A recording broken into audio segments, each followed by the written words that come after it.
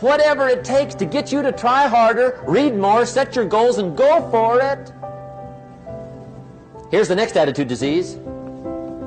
Over-caution. Some people never will have much. They're too cautious. Now, you can also be too reckless, but you can also be too cautious. This is called the timid approach to life. And my caution was always the risk. Risk used to drive me right up the wall. I used to say, what if this happens? It's called the language of the poor. What if this happens? And on top of that, if this was to happen, look at the fix I'd be in. I better not try. I could always ace myself out. Then I'll tell you what changed my whole life when I finally discovered it's all risky. The minute you were born, it got risky. If you think trying is risky, wait till they hand you the bill for not trying.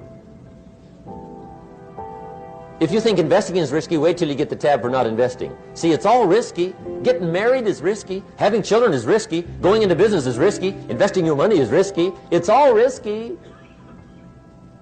I'll tell you how risky life is. You're not going to get out alive. That's risky. The Englishman says, well, if that's the way it's going to work out, let's give it a go. Right, that's what it's for. Give it a go. Somebody says, yeah, but I'm looking for safety and security. Fine, then huddle in a corner. We'll cover you with a sheet, bring you 3 meals a day. And we'll protect you, feed you, look after you, care for you. We won't let anything happen to you. And you'll probably live to be 100. The guy said, well, yeah, I'd live to be 100. But what a way to live. Right. What a way to live, safe and secure. Don't ask for security. Ask for adventure. Better to live 30 years full of adventure than 100 years safe in the corner. And see, it's not important how long you live. What's important is how you live. Here's the next attitude disease. We're almost through with this motley list. In fact, we're almost through. Hang on. The next one is pessimism. Pessimism, the deadly disease of always looking on the bad side, the problem side, the difficult side, checking all the reasons why it can't be done. The poor pessimist leads an ugly life. He doesn't try to figure out what's right. He tries to figure out what's wrong. He doesn't look for virtue. He looks for faults. And when he finds them, he's delighted. How ugly. This is the poor guy who looks through the window, doesn't see the sunset. He sees the specks on the window.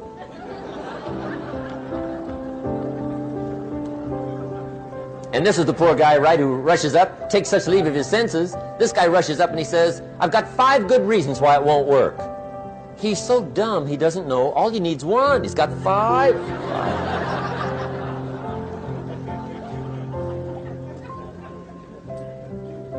To the pessimist, the glass is always half empty. To the optimist, the glass is half full.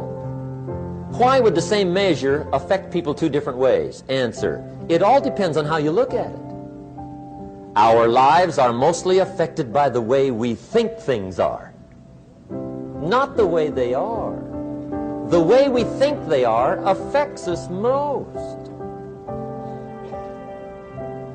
There's a subject we don't have time to get into tonight called better thinking habits.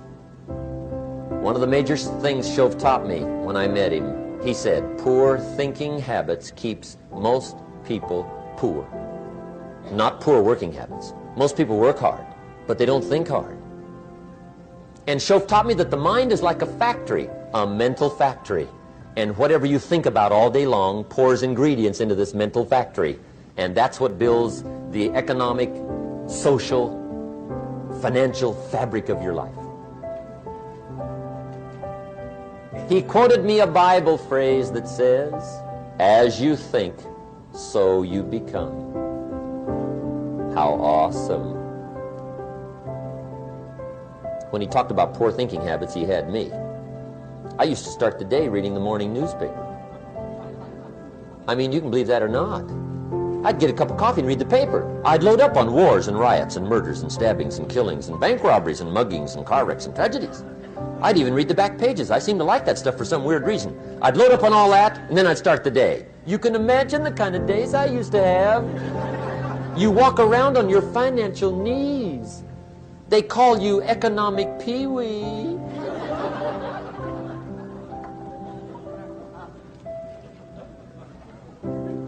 The guy says, I want to be a great leader. Wonderful. The first thing we do is follow him to his house. When we get there, we walk in and check his library, number one.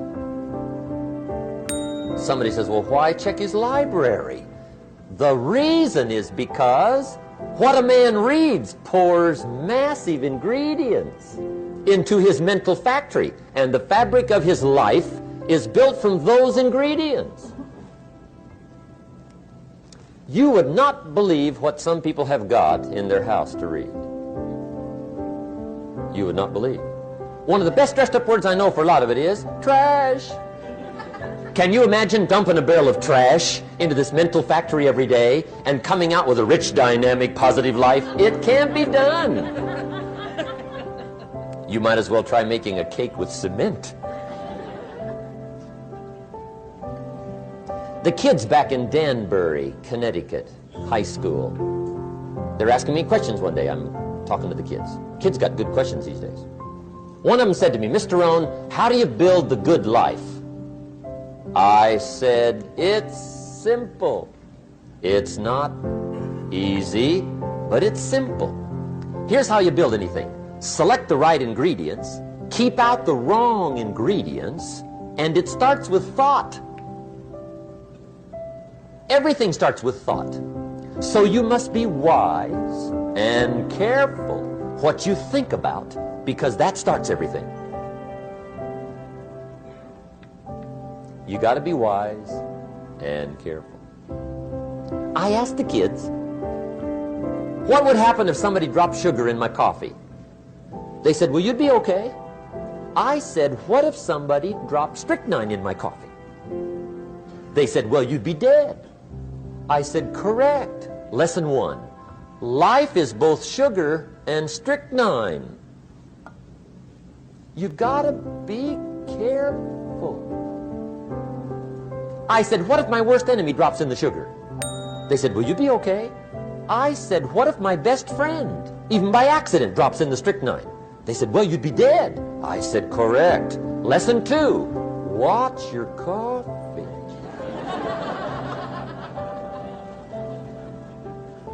You got to be careful. See, it doesn't matter who hands you the bad stuff. It doesn't matter where you get the bad stuff. It'll still do its damage on your bank account, wherever you get it. Mr. Schoaf gave me one of the greatest phrases when I first met him when he said, Jim, every day stand guard at the door of your mind. How important. Stand guard at the door of your mind. And you decide what goes into your mental factory. Don't let anybody just dump anything they want to in your mental factory, because you've got to live with the results. Okay, here's the last disease, and we're through with this list. In fact, we're almost through. Hang on. The last subject is very brief. The last disease, but this one is deadly. Engage in this one, indulge in it even slightly, and you might as well forget the future, because it's going to forget you. Complaining, crying, whining, griping. A Bible word called murmuring. See, that'll ace your future. Spend 5 minutes complaining, and you have wasted 5. And you may have begun what's known as economic cancer of the bone. Surely they will soon haul you off into a financial desert and there let you choke on the dust of your own regret. I hope I said that well, so you won't forget. It's a deadly disease. If you don't think it's bad, Ask the children of Israel of Old Testament fame. Typical of us all, their story just happened to get in the book. Story says, children of Israel were slaves. God performed a series of dazzling miracles and got them out. And now they're heading for the promised land. Remember the story? Heading for the promised land. Tragedy of the story, they never got there. Reason. From day one, they started to complain. They griped about the water. They griped about the weather. They whined and cried and griped about the food. They griped about the leadership. They whined and cried because it was too far, too cold, too hot, too difficult, too miserable. I mean, they whined and cried for years. Finally, God said, I've had it, trip canceled. Or something like that. The story says they died in the desert, never got to the promised land. Which I think means two things. Indulge in this long enough, you get your future canceled. And I guess it also means even God himself can only take so much.